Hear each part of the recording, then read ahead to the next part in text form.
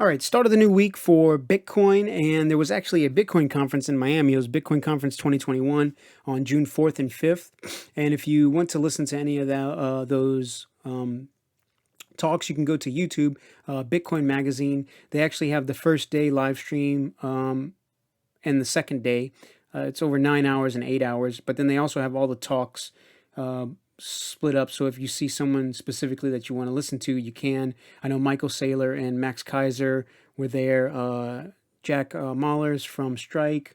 They had Dan Held, I believe, is in this interview. Pierre Richard's here. Nick Szabo. It looks like they had the Winklevoss twins. They also had, was it Elizabeth Stark from Lightning Labs? I know Lynn Alden was on one of those interviews. Jack Dorsey also here. Mike Novogratz. So they had a lot of big names from the space. Looks like they had Brock Pierce as well. I'm not sure if he's big from the space. I know he had some he had some involvement in EOS as well, but I mean he's a Bitcoiner. So, but they had him speak.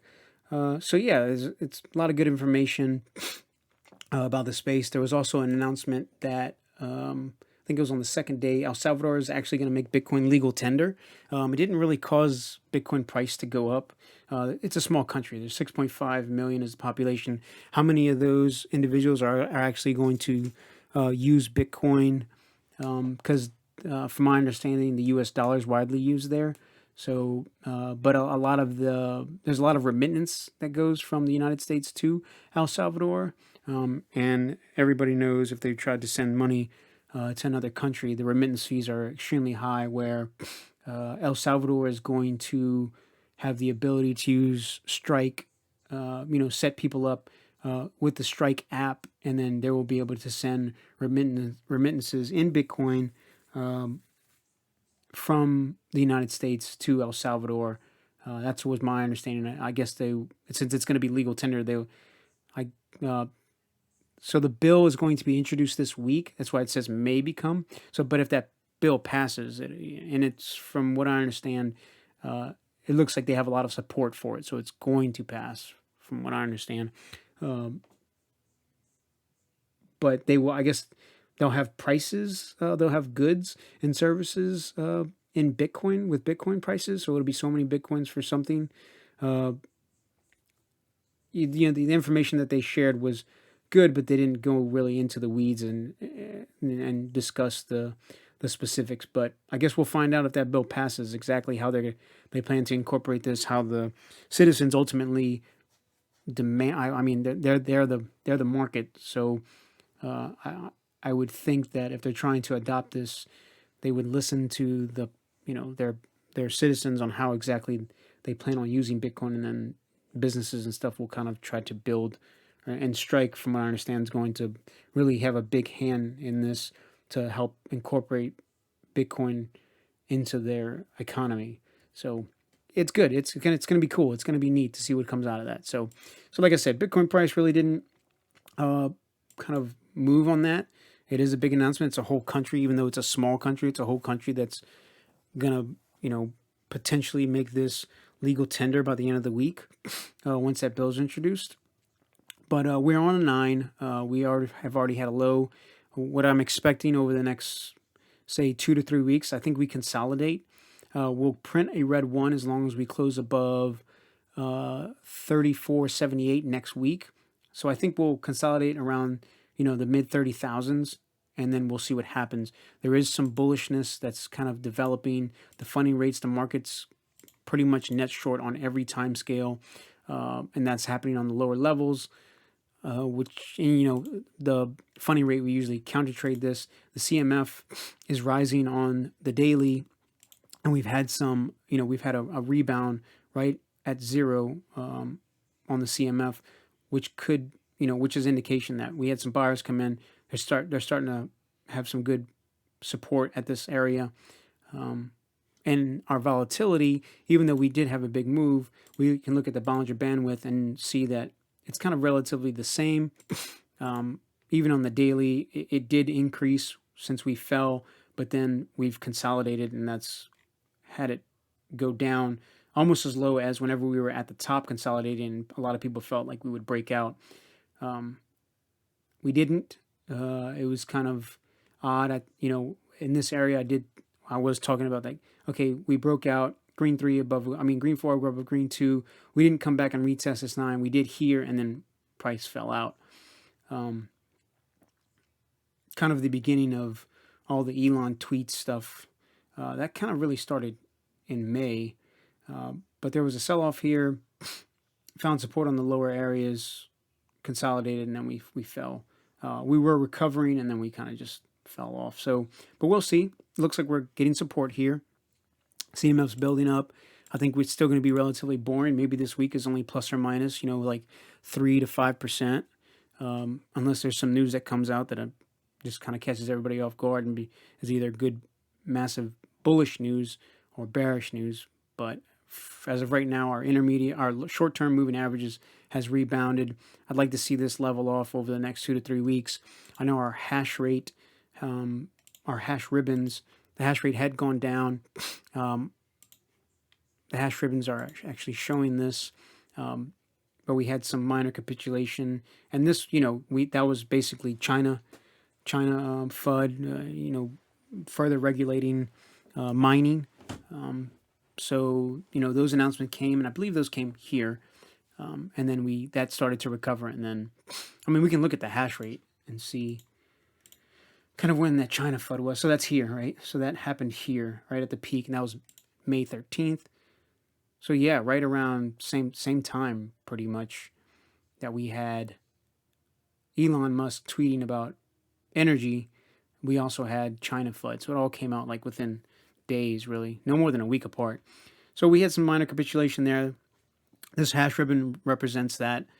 Has that started to recover a little bit, gone down? Raw values, it's going up, so we'll see that. This is smooth over a 7-day moving average. So yeah, this is good. Once this crosses over, I think our moving averages, the 10 over the 20, should be close to, I can look at that real quick. Should be close to converging and then crossing.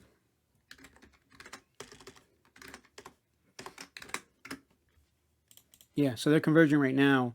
As soon as we get a little bit more, this is the hash ribbon moving average, the 30 over the 60 days. So I would think in another month or so, this will start to represent kind of a little bit of the recovery.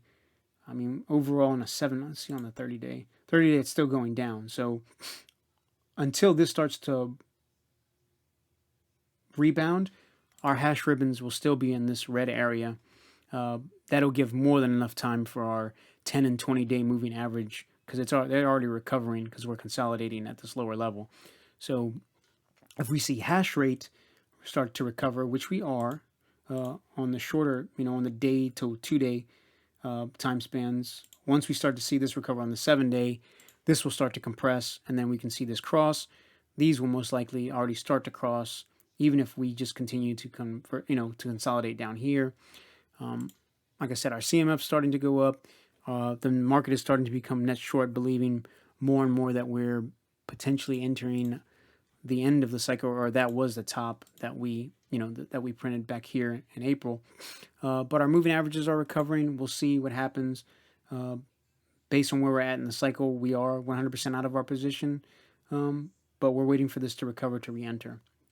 And to be honest, like I said, you're probably gonna, if you're trading off these moving averages, you're probably gonna miss 20 to 30% of the returns until all this becomes bullish and we get all indicators indicating that we're likely going to get higher highs. Being a knife catcher is not fun. You have to rely on your indicators and have a lot of faith that they work to catch bottoms. Our major multiples consolidating, really looking for 40, a break of 45 with some good momentum to get back. But the upper bullish band is already at 70,000, so we'll see. Even if we do go to the oversold, this is slowly climbing. Yeah, right now it's at 23,000. We wouldn't want that to happen. But there's nothing right now saying that we're going to, in fact, crash further.